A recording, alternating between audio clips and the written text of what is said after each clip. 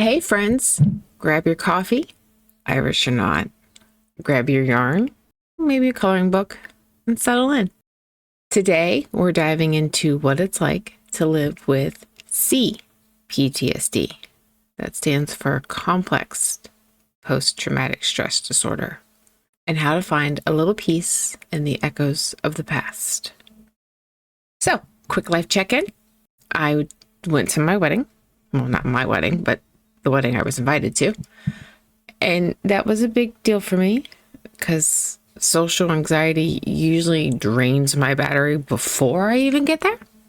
But I made it. My husband met me later. We stayed for a couple hours and I didn't spiral. I did need some time afterwards to recharge because apparently small talk and crowds are like a personal boss battle for me. But I'm armed with a French baguette instead of, a sword. When I finally got home, I went straight to crocheting. My crojo took me back to my big frog, who I have officially named my freedom frog, because apparently my crojo, which is crochet lingo for crochet mojo, for those of us who are just joining us now and are not crocheters. But that's where my creative energy wanted to go. And honestly, I've found that I produce better work if I just follow it. And that's new for me.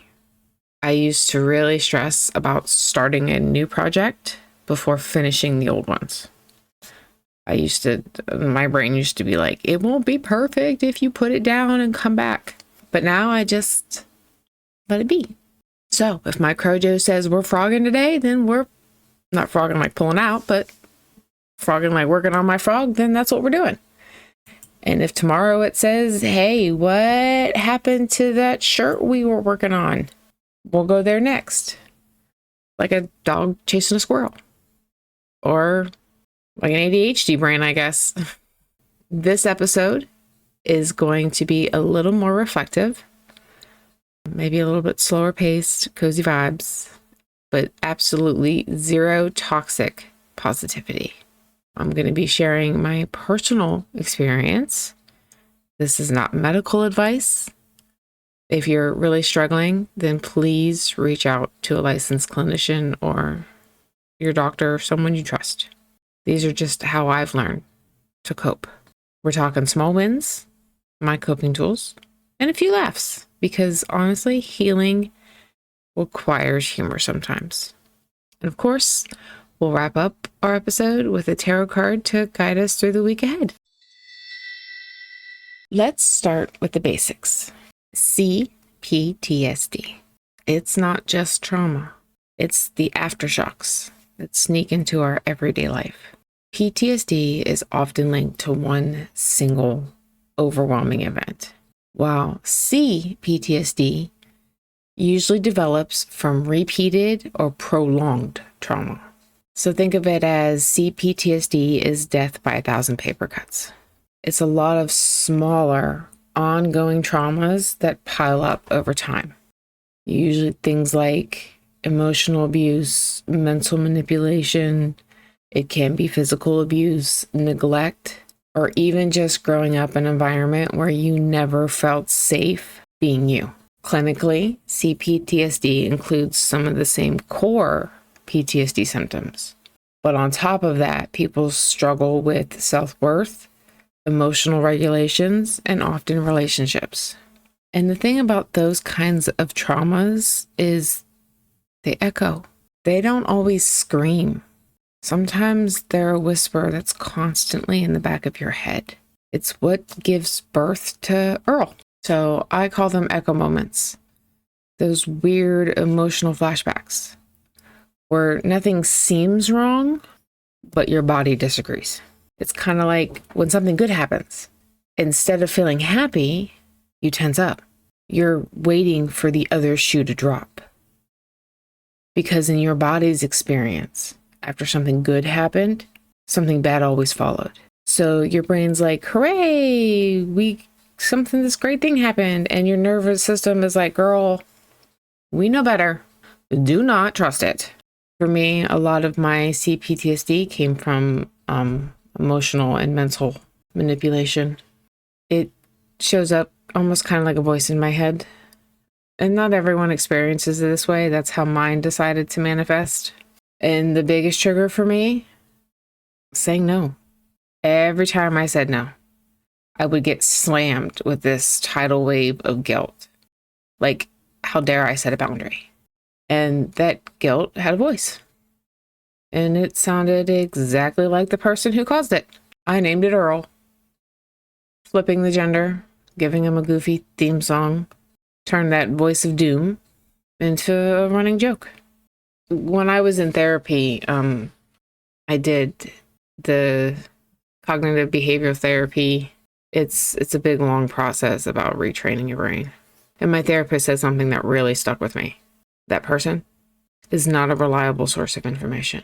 And it just like blew open a door. Like, seriously, I considered getting it tattooed on me somewhere. It became one of my grounding truths. So when that guilt shows up, I remind myself that that voice is not my truth. It's an echo, and it is not a reliable source of information. The healing from CPTSD, it looks different every single day. Some days you feel strong and self-aware.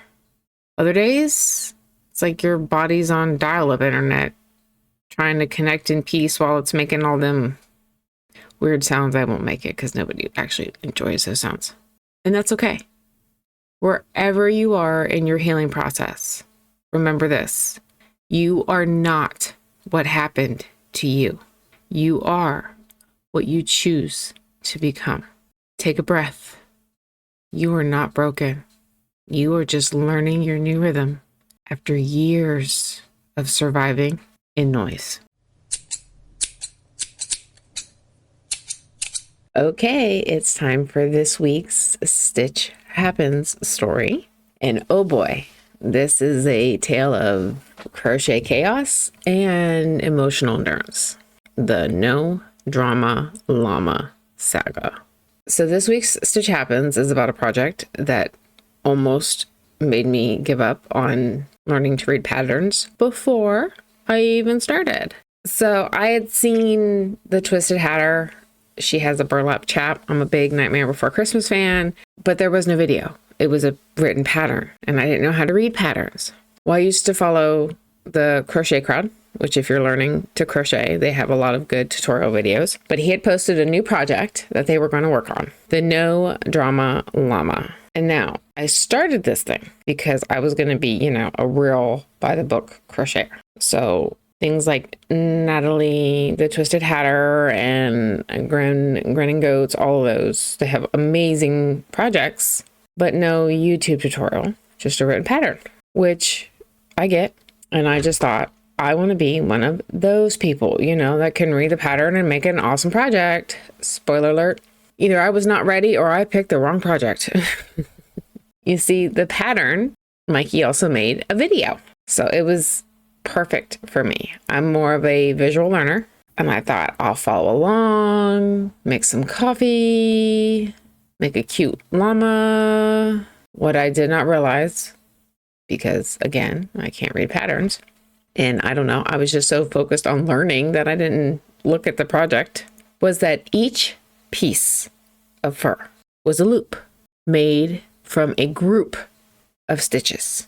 Each piece of fur. And it was about 10 stitches per loop for the entire body, head, tail, legs. So it was like voluntarily crocheting a fuzzy punishment. I do recommend if you want to learn how to read patterns. For me, that was the easiest way. I would read the pattern, like what I thought the pattern was telling me to do. And then I would go to the video and I would watch them explain that row. And I could see where I'd read it right and where I'd read it wrong and go from there. And let me tell you, I played yarn chicken so close with that thing. It was squawking.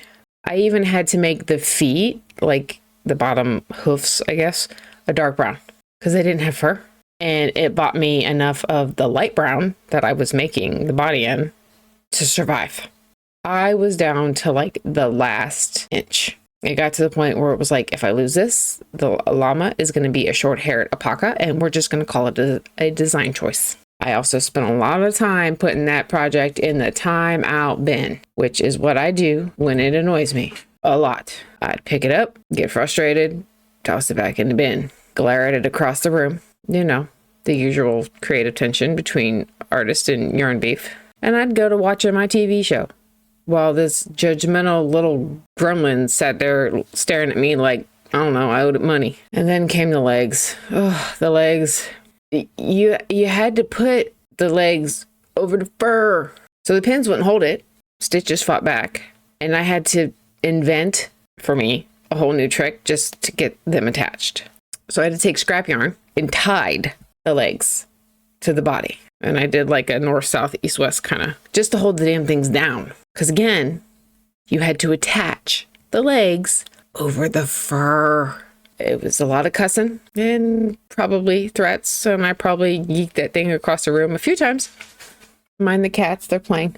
But she did stand eventually, and she was glorious. And I learned by the end how to read a pattern. And here's the kicker. I think Sky's having an energy burst. That no drama llama, well, that was actually the first thing I had ever sold. Someone had bought it for their little girl. So all that cussing, coffee, and crochet chaos, it was totally worth it. So let's talk about safety. And it's not like lock your doors, set the alarm kind of safety. I mean emotional safety.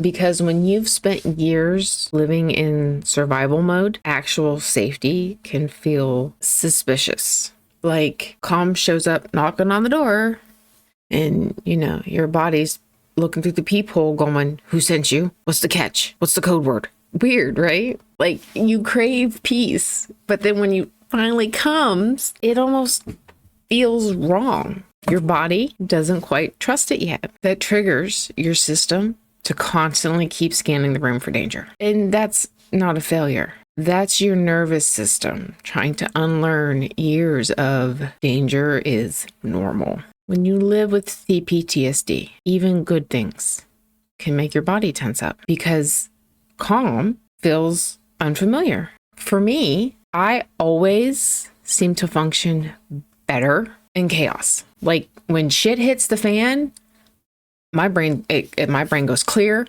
and I'm all right, let's clean this up. Let's get this shit done.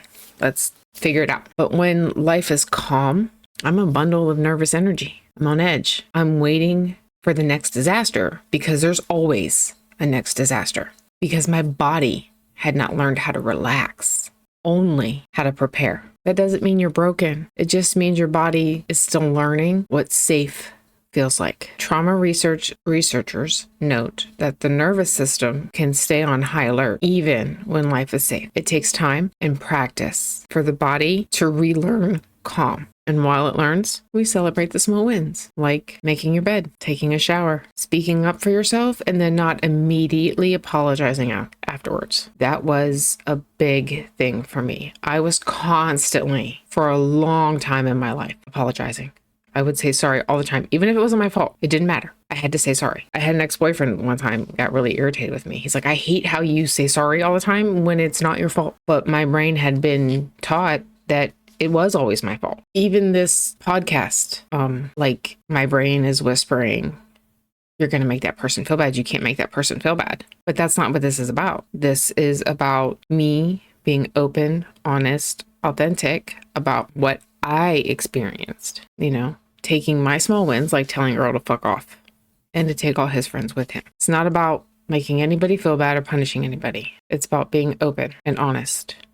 You don't need a grand comeback story. A quiet Tuesday can be a triumph. Some days I'm thriving. Some days I'm hiding under a blanket like a burrito of avoidance. But both days count because I made it to another day. I survived. Sometimes that's the biggest hill you can climb. For me, coping tools are my little anchors back to safety. Crocheting, walking, running, reading, video games. I did therapy for a few years. good old grounding exercises. Basically, anything that reminds me I do have some control, even when everything else feels like it's spinning. Crochet is one of my favorite. It gives my brain something safe and repetitive to focus on. Something that says, hey, we're okay right now. Stitch by stitch, fur loop by fur loop. I can feel my body calm down. It keeps my hands busy, which helps keep my brain calm. And when I follow a pattern, I can check it off row by row. And I can feel and see that I've accomplished something. So whatever your version of that is, it doesn't have to be crochet, tending to your plants, gaming, doodling, sitting outside and breathing for a minute, whatever it is, that's your safe space. You do not have to earn it. You just have to allow it and enjoy it. And if anybody tries to invade that, tell them they can kick rocks. All right, friends, let's get into this week's Brews News, the segment where we stir the pot and still spill a little tea. What's going on in our country right now? The Epstein update. Congressman Jamie Raskin has sent letters to the CEOs of JP Morgan Chase, Bank of America, Deschwitz Bank, and Bank of New York Mellon, asking for the records tied to more than $1.5 billion in suspicious transactions linked to Jeffrey Epstein. Now, these banks allegedly failed to file what's called suspicious activity report that falls under the Bank Secrecy Act, even with these giant blinking red flags all over those accounts. Meanwhile, lawsuits keep stacking up, accusing the banks of enabling Epstein's trafficking operation. But there is a bright spot in the darkness. Survivor Lisa Phillips gave a powerful interview on Minus Touch. Recommend people going and watching that. She mentioned on there that she's hosting her own podcast from now on to create a space for survivor voices that deserve to be heard. So let's make sure they stay heard, not buried again under money, influence, and silence. So I would go over and support and, like, share, follow for her. Let her know she's not alone. No Kings update. The October 8th No Kings protest drew millions nationwide. Organizers estimate, I've heard 7, I've heard 6, I've heard 8. But millions of people showed up across 2,600 rallies, making it one of the largest single-day protest actions in U.S. history. It surpassed the June numbers. And get this, despite the massive turnout, reports of violence were extremely rare. And the violence that did happen was directed at the protesters and not from them. Here locally to me in Kent, Ohio, a man with a gun shoved a woman to the ground. They pinned him down and waited for cops to come. In North Carolina, a woman wearing a Trump shirt waved her firearm while driving past a crowd of protesters. I saw another one, I think it was Ohio. Somebody drove up on the curve and hit someone. It was a hit and run. Throughout all of it, though, the movement itself stayed peaceful. Powerful proof that people can demand change without chaos. Now let's move on to the shutdown. We are deep into the October shutdown, and the Senate Republicans keep hiding behind this 60-vote filibuster rule like it's the world's tiniest shield. They keep going, it's a Democratic shutdown. Our hands are tied. We can't move forward. It's the Democrats. But here's the real kicker. These are the same folks who nuked that rule in order to push through Trump's judges and appointees with a simple majority, which means the rules are flexible when they want them to be. Now, all of a sudden, it's a sacred tradition when it comes to paying federal workers. So we can nuke it when we need to push through appointees that won't get the votes. But when it comes to the budget, now it's a tradition. The cats aren't happy about it either, it looks like. Over in the House, well, somebody went through with a calendar and figured out they worked 12 days in the last 3 months. 12. Because Speaker Mike Johnson keeps sending them on vacation to avoid tough votes and swearing in. Must be nice to get paid for not working while blaming everybody else for the reason you're not working. So just to sum this up, Epstein enablers are finally under the microscope, and survivors like Lisa Phillips are leading the real fight. The No Kings movement just proved peaceful power is still power. And the shutdown circus don't buy the Our Hands Are Tied act. They just don't want to untie them. That's your Brews News for the week. Stay caffeinated and critical, my friends. Let's talk about healing in progress. Do you know what's wild? Just admitting your trauma, that alone is progress. For a lot of us who grew up with emotional or mental abuse, there's this extra hurdle. Our scars aren't visible. So we start to question ourselves if what we went through was really that bad. We tell ourselves other people had it worse. I'm fine. We downplay it because people can't see it. And because people can't see it, we feel like people won't believe us. But here's the truth. Invisible scars hurt just as much as visible ones. Your trauma is valid. Your pain is valid. And your healing, it is just as real, just as major, and just as worthy of celebration and respect. Healing isn't neat and tidy. It's not this little journey where you wake up one day and go, boom, I'm healed and everything is perfect and makes sense. Nope, it's messy. It's the in between, the weird space between awareness and peace. It's like cleaning out your dresser. You have to pull everything out, make a big old pile in the middle of your bed, sort through the chaos, figure out what to keep, what to let go of. And yeah, it will look way worse before it looks better. But in the end, you've cleared out what you no longer need and made room for what you do. That sorting part though, that hurts, right? Because we're emotionally tied to so much of it. It might not fit anymore, but it's still hard to throw out. It's like you can see the light at the end of the tunnel, but you're still tripping over emotional Lego minefields along the way. And sometimes progress doesn't even look like progress. It's not always I'm thriving and glowing. Sometimes it's realizing things like I need a nap instead of pushing yourself harder, or saying I can't do that today and not feeling guilty about it. That's healing too. I've learned that a part of healing is relearning safety through routine. The little things, crafting, podcasting, gaming, making coffee, taking walks, they rebuild trust with yourself. Every time you show up for your rituals, your brain goes, oh, we're safe here. We can relax for a bit. And honestly, even you listening right now, it's healing too. Because it means you're connecting, you're learning, you're reminding your nervous system that you're not alone in this. Healing in progress is not a warning sign. It's a badge of honor. You are doing the work, even if it's quiet, even if no one sees it or claps for it. And it is worth more than you know. All right, time to shuffle things up. Literally, this week's card is strength. And honestly, could it be any more fitting? Picture this. The background is dark, shadowy. On the right side stands a massive white lion. It's pure white, except for its glowing ice blue eyes that practically hum with power. He's standing on a rock, looking down at a young woman who only comes up to his nose. But she's not afraid. She's calm, grounded. Her hair is tied back in a low ponytail, and she's wearing a simple white smock. In her hands, she holds a glowing blue orb that matches the color of the lion's eyes, shining a light that illuminates them both. The lion radiates strength, not aggression, not control, just presence. He's waiting for her cue. He is her strength in physical form. That quiet, steady power we all carry, but forget we have. Upright, this card is all about courage, patience, and resilience. The kind that comes from compassion, not force. It's that deep breath you take before you speak your truth.